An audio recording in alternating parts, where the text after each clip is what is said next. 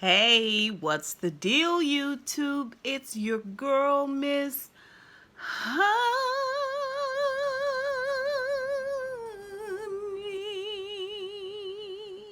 Welcome back to the channel. Welcome back.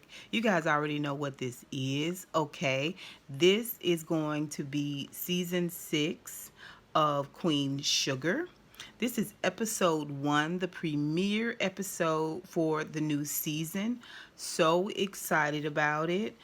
I hope you guys have had an opportunity to watch the episode. If you haven't, um, this is the place for you. I am known here for my detailed reviews. Queen Sugar is one of my favorite shows. So you will not be disappointed. This will be one of my quicker reviews because there wasn't a lot.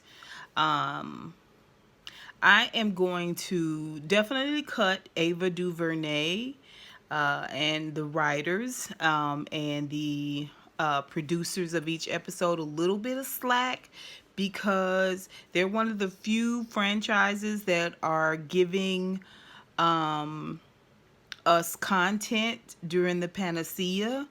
So I'm not going to be picking at scabs as much. We can discuss it down below in the comments though. Okay, Micah's a sophomore now, y'all. Okay, that's fine, whatever. This season 7, he gonna be 32, right, with a wife and a child. But I digress. If you're new to my channel, please go ahead and hit that subscribe button. You will not be disappointed. Remember, thumbs up, thumbs up, thumbs up. And of course, we are going to discuss the little scabs down below. Okay, let's get into this episode, which is entitled If You Could Enter Their Dreaming. Not really sure what it means, but it's fine.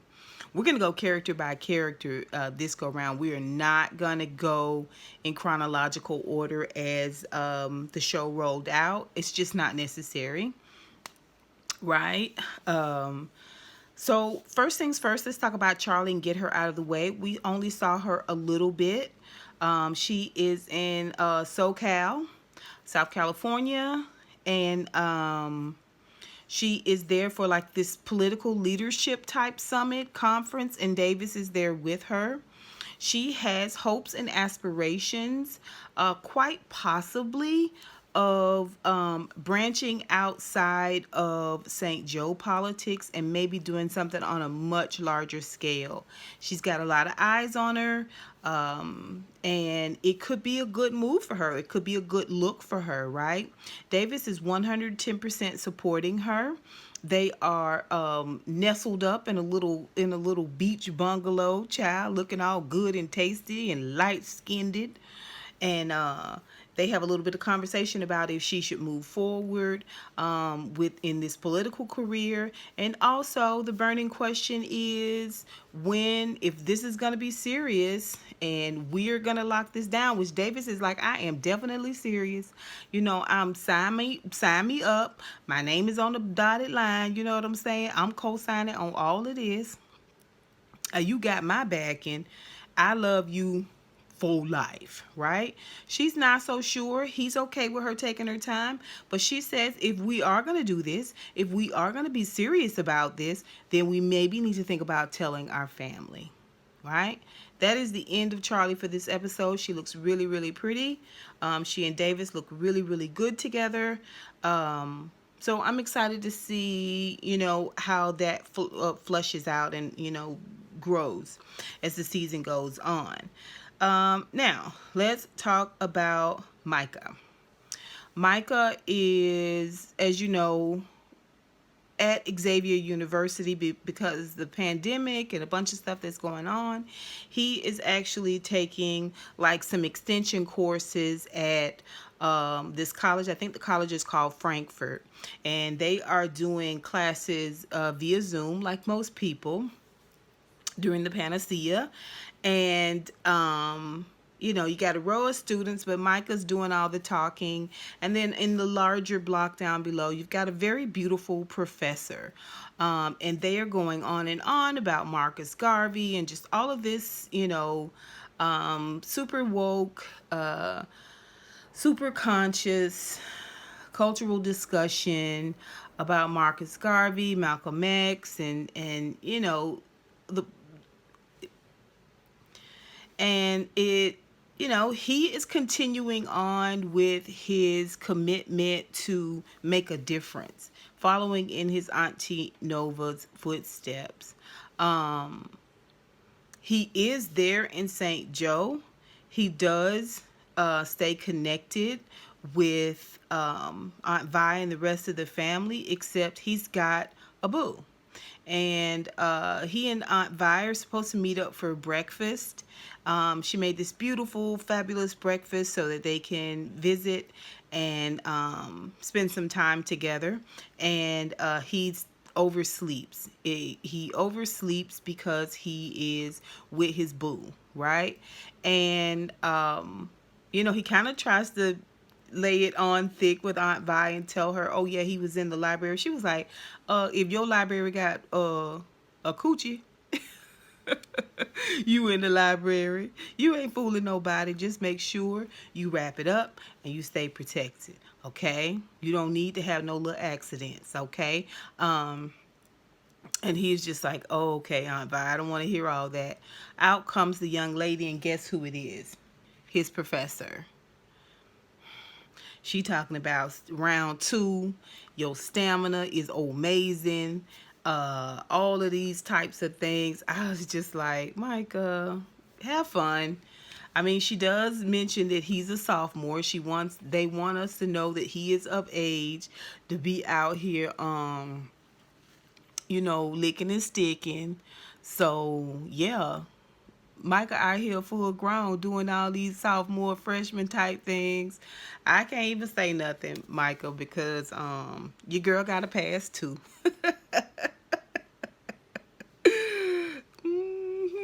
Okay, so Micah is also, like I said, pitching in left and right with his family. We find out in this episode that Nova is having a vaccine drive for the farmers and for the elderly in St. Joe. And we know that St. Joe Parish is 70% black. And so these are her leanings, and so she's having this huge drive. Micah does go to the drive, and he's taking photographs and just trying to be in general helpful wherever he can. Okay, so that is Micah. Then we have Aunt Vi. I don't know. Aunt Vi is one of my favorite characters, and she does have her ways about her. Aunt Vi is continuing on from season 5, just giving us this steady flow of complaints. At the same time, Aunt Vi is all about her community too. She has put a sign up on her door at Vi's Prize Pies and Donna. Where people pay what they can, right? And they come and get food bundles, which includes pies and meals that she's made, enough to carry them, through the week or whatever. And they pay what they can. Vi has always been about her community. She has always been very effective in that way. She and Hollywood are truly community minded and centered. But Vi is also still not speaking to Rob. Well, we find out that Blue comes home for a week, and the only message she got from Rob was like, he's going to be leaving soon, try to come by. Probably wasn't from Rob, probably was from Darla. Try to come by and see Blue. Well, she felt like they should have brought Blue by to see her. Or she felt like, oh, I just get these few little minutes with Blue. Like, she's just having a hard time letting this whole situation go. And she was very ugly to Ralph Angel. And for some reason, she feels as though she's owed an apology and he needs to get over it. I don't know why I remember them kind of sort of trying to resolve it in season 5, but it's not resolved, at this point. And so she's also sneaking around. She's taking meals to someone. We don't know who yet. We see her sneak and make a couple of phone calls. I mean, she and Hollywood both have a lot of irons in the fire. We see where Hollywood is still very much missing his mom. He goes through some of her belongings and, kind of has this dialogue with himself as Hollywood and his mom, just making himself feel sort of comforted with some of her things and some of her favorite things. But like I said, Hollywood and Vi both got a lot of irons in the fire, and they don't have as much time to date each other like they did when they first got married. They find themselves to be, exhausted a lot of the times.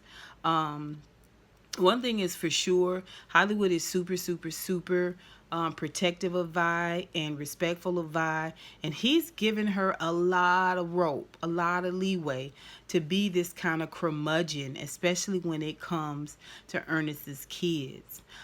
She is doing a lot of complaining. She's complaining about Charlie thinking about getting back with Davis. She's complaining about Nova writing an article regarding defunding the police. She's complaining about Raw and how they're handling the whole Blue situation and how he's being too sensitive with the things that she said. And, she thinks it's all silly, this article about defund police. And he just keeps trying to meet her in this place and get her to see that it's a new way of thinking for a lot of people, and you have to be considerate of other people's feelings. As much as you feel passionate about things, you still have to be considerate of others' feelings and their input, Vi.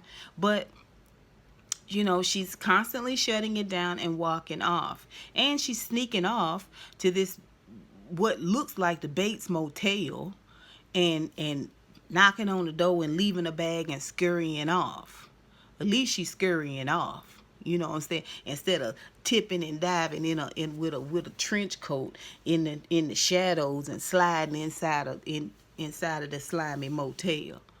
Okay? She just doing some deliveries. But to who? Right? We don't know. Now let's talk about Ra. Listen, Ra is super happy. Darla is poking out there with her belly. He's getting calls from Blue every day. He's letting us know that Blue loves where he is. He's doing exceedingly well. He's reaching out every day and sending pictures every day and sending baby names to them every day. Prosper goes over and looks at some samples of the crops. He feels like things are just going along swimmingly. And also, he tells Ralph Angel how proud he is of him, because Ralph Angel has taken the initiative to file a type of lawsuit that will benefit the farmers. And it is kind of a lawsuit. It's more like a grant/reparation type situation.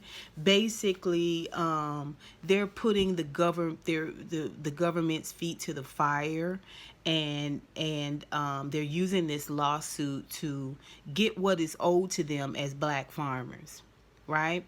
And Ralph Angel is spearheading that. And Prosper tells him how super proud he is of that. He talks to Darla about how beautiful she looks and how nice it's going to be to have little feet running around the borderline land again. He talks a little bit about she's glowing, and it reminds him of his wife when she was pregnant with Billy, I think is their daughter. And it's just this really lovely moment. And the whole time we see Prosper, he has a mask on. We don't see him at any point without a mask on. We see Aunt Vi, all of them when they're all together with masks on. And it's it's become the norm for us now. They do a really, really good job of, even though people are masked up while they do their dialogues, we can hear the dialogue great. But Ralph Angel and Darla are, they don't have to worry about Blue, but they still have to worry about the farm. Ralph Angel has already had one crop that was a bust. This next crop that's coming in the next few weeks looks like it's going to be really great. But in the meantime, they've taken out 4 payday loans over the last 4 months. And they're catching heat from the payday loan place. It's a service that they offer, but when you come to receive that service, they treat you like you come in to steal something, right? And they make make you feel like you begging, you ain't gonna pay it back. And Ralph Angel is not sneaking and dipping and tipping around his responsibilities. He lets the guy know he's got money coming in, he's gonna pay it off, and it's gonna be the last time he do this payday loan. Now he's taking the payday loan out because Darla had her eye on this really nice crib, which was expensive, and he went and got the loan to buy the crib for her, which I'm like, you built the whole altar for y'all wedding. Why you ain't just build your baby a crib?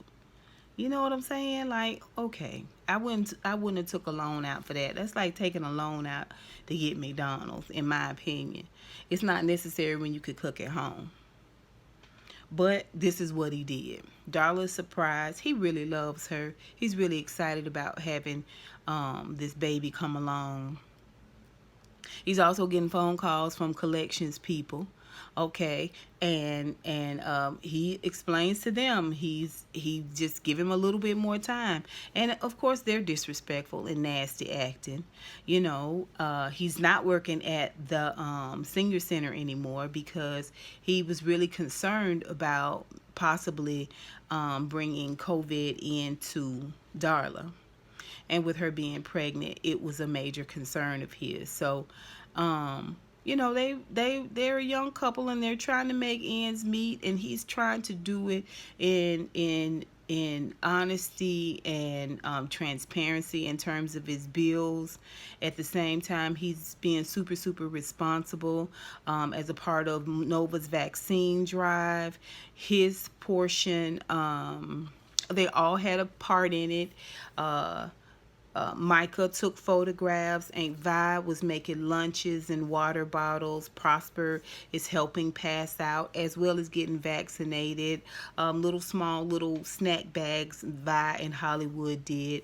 And Ralph Angel is passing out pamphlets to the black farmers, letting them know there's going to be like a town hall where someone from the government is going to explain further about the lawsuit, and it just keeps them informed and keeps them energized about what they're trying to do. They're trying to galvanize the black farmers, and so that's his part he's playing in the vaccine. So it's really kind of like a health fair slash community drive slash vaccine drive whole type situation, right? And of course Darla is helping out administratively wherever she can. Okay, so now let's just talk really quickly about Nova. Listen, Nova got a lot of irons in the fire too. Nova is doing what she always do. She's doing the work. Community activism. She's hosting PSAs. She's got political figures that are doing PSAs and promoting the vaccine drive. She's also writing articles about concerns that are going on with the police, possibly defunding the police. And we know that even though people are taking that as like dirty word we know what ultimately it really means. And, you know, there's been some talk about rewording it, because it sounds like Aunt Vi was saying, if you get in trouble, there won't be any police to call because you've defunded them, right? It's important for us to have these conversations, because when we have these conversations, it debunks these myths and these ideas and these misnomers that people have about what's really going on. It's one of the things that we have word of mouth rumors that flow through our community and our culture. And one thing we see from other communities is that they are consistently giving out messages that drive home their agenda. We have a lot of word of mouth conversation. We don't have a lot of facts. And so I love to see when they bring the community together and they bring experts and they're very definitive about the conversation. This is something I feel like Nova can do. And maybe she did do it within the article, but nonetheless, she is also writing a secret article about police brutality and racial injustice within the police department. And she's got a source. She's got a black man within the police department that wants to tell her all and give all the names. Now, she meets with him privately, but before he goes and gives her any more information, he wants her assurance that she ain't the ops, right? She ain't just setting him up, right? She's not gonna stab him in the back, because he doesn't understand why she's bringing all this heat to the police department. And she had one of them white devils in her home, right? Calling herself loving this man. And she said that was a separate issue. It was a personal issue. She said, I have written several pieces that have had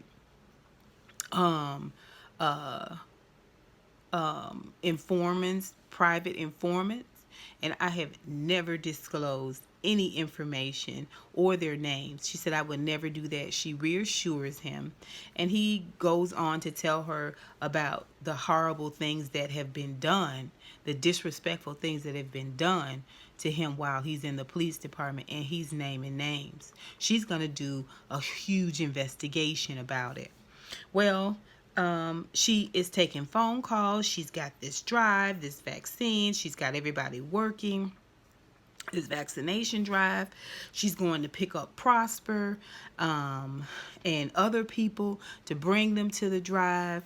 She gets home. She goes to the door. She looks for her keys. She can't find her keys, and she notices that her door is ajar. She goes on in, and it is this very, very tense moment where we're afraid something is going on. I'm still not sure that something didn't happen. I'm still not sure that someone wasn't in her home. It's just that when she goes in and she sees the keys on the table, she thinks when she left earlier that day she was rushing and doing too many things, and she forgot to take her keys, and she forgot to close her own doggone door and lock it. I ain't never.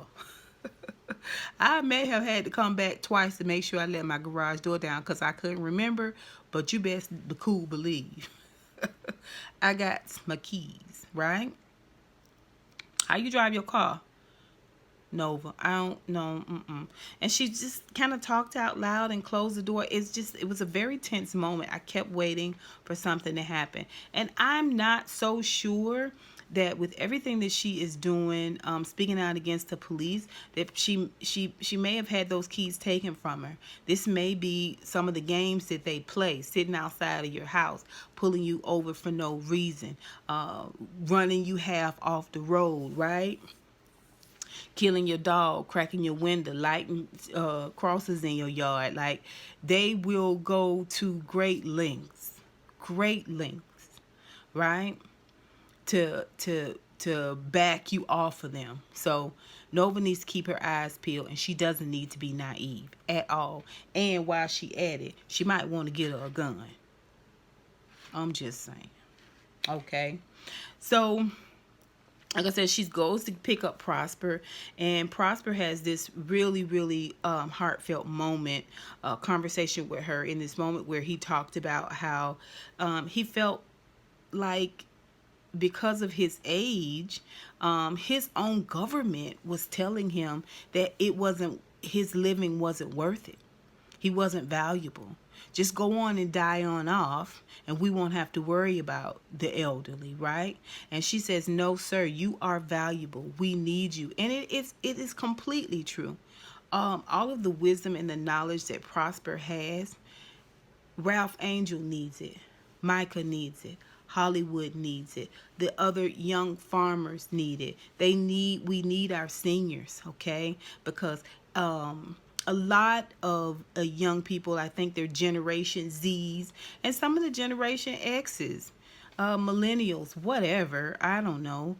A lot of them don't know how to do a lot of stuff. They don't know how to function without power or without running water or, they don't know how to stretch a pot of grits. You know what I'm saying? They don't know. They don't know. They don't know. They don't know how to get a chicken to lay a real egg. They got to go to the store to get it. Huh? Are you there? Okay. Okay. We need our elderly. We need their wisdom. We need that wisdom to be downloaded. We don't need to be ushering them off to glory, okay, when we don't know half of what they got and they got more knowledge in their pinky finger, as my mama say, than most of us got in our whole body. It's a good moment. It's a good moment. Prosper has value. Our elderly people have value. And Nova makes sure she lets him know that. So we come to the day of the vaccination event. Nova has gone and gotten Prosper. She brings him over. Darla is there, Ralph Angel is there. Everyone's gotten their post.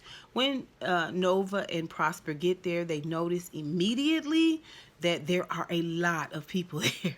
A lot of people there. They were not expecting this amount of people.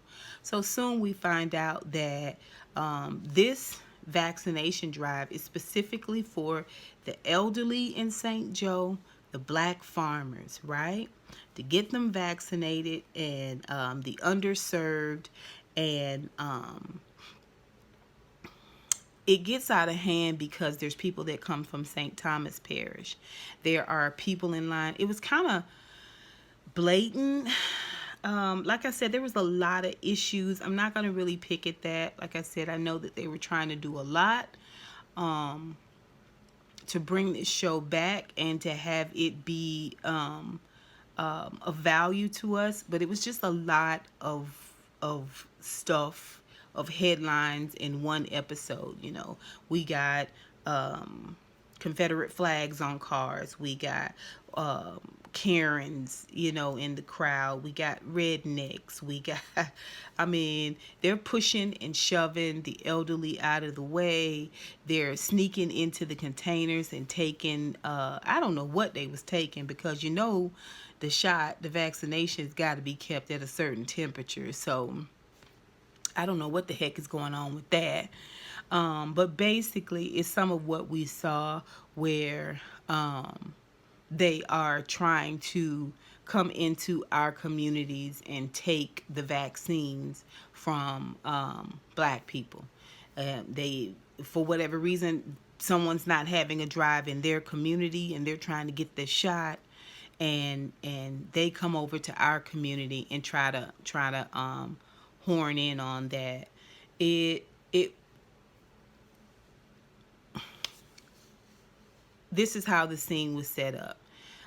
We know when you go get your vaccine, you don't even get out your car, right?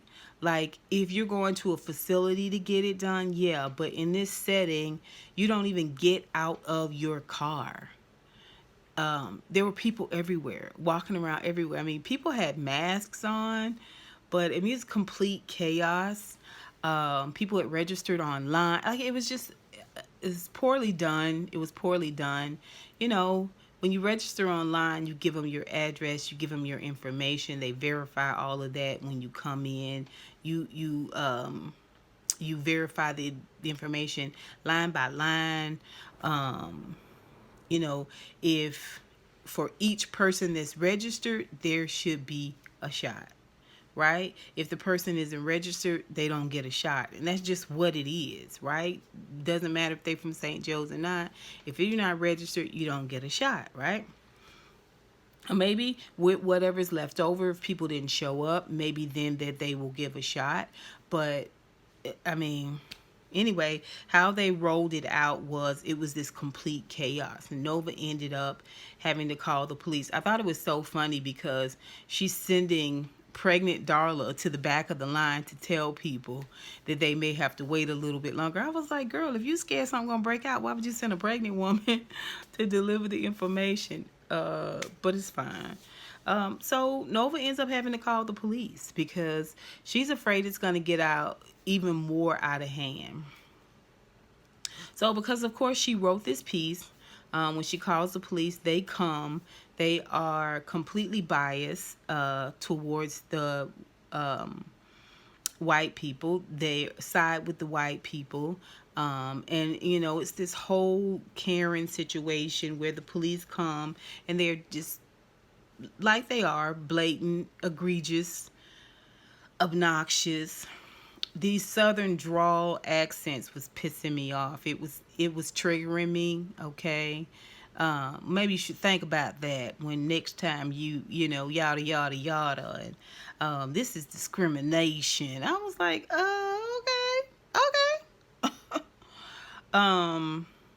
For to me, what the other thing that pisses me off is here's an opportunity for Ava. It doesn't matter. I don't care how it typically goes in the world. We know that. We live that. I don't understand why we can't be written as heroes. Why are you writing the story like we see it and live it every day? I don't like that. Not in this instance. I would like to have seen the writers write in a black hero, you know, a black police officer that spoke up, that had a voice of reason. I would have liked to see them write, instead of them writing Nova and Aunt Vi as conceding, as these defenseless, give-in type personalities. I would like to have seen them be very definitive, you know, and send those people on, right? But it was written in this way where they pretty much just commandeered the last few doses that they had left. The police officers were there. They had Prosper, an elderly person, explaining and arguing with this. He wasn't really arguing. He was just being very definitive with this white woman. And police walked up behind him and says to him, "Sir, you need to lower your voice." And he was like, "What are you talking about? You don't even know what's going on here. This is Prosper. Why should I lower my voice?" You know, and the Karen is just like, "No, he's being discriminatory and yada." They had already sent one black woman away, an elderly black woman. Vi had to take her home to get her ID. It was just a mess. So Prosper was saying, "No, sir, you don't get to speak to me that way, and please don't put your hands on me." And the police officer was like, "You need to calm down." You know, it happened so quickly. And Prosper was like, "Sir, please don't put your hands on me." He was like, "You know what? I don't like your attitude, mister." And he goes to grab Prosper like he's gonna arrest him. Like, for what? What are you arresting him for? Doesn't it have to be a crime? I don't get what the I could have did without this bull crap. My nerves was bad. And so Prosper goes to pull away. You know, as the guy is trying to get him, Prosper goes to pull away, loses his footing. And in slow motion, I see him crash to the ground. And it just pissed me off. Like, it just pissed me off. You guys know Prosper for me represents my dad. And I just wouldn't have my daddy in that situation. I wouldn't have had him anywhere near that type of bull crap. But, you know, we need the drama. And just to see him fall in slow motion like that, hit his head. Oh my gosh. it was so triggering. It was so nerve-wracking. Like so Prosper's laying there, and there's this growing red puddle behind his head. And I mean, it's just unthinkable. Everybody screams Prosper at the same time, and you know, drop what they're doing and run over, and they're gathering around him. And all you see from a from a I want to say skyward, we were looking down on Prosper, laying on the ground unconscious. Call an ambulance, call an ambulance, with this pool of blood gathering around his head, and everybody that loves him gathering around him. And it goes off, and I just was like, what the duck? I just,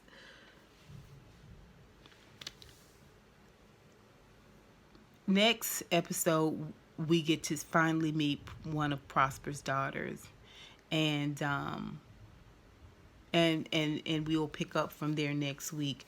You guys tell me what you think of this episode. It moved really, really fast. A lot of information. They were just catching us up, downloading. It was headline after headline after headline that we've already seen and lived. Issue after issue, you know. I was so stressed out in Nova's vaccination drive. I was so stressed out. Okay? Were you all stressed out? Tell me what you think. Put it down below, you guys. And until next time, honeybees. Mwah, mwah, mwah. Ah,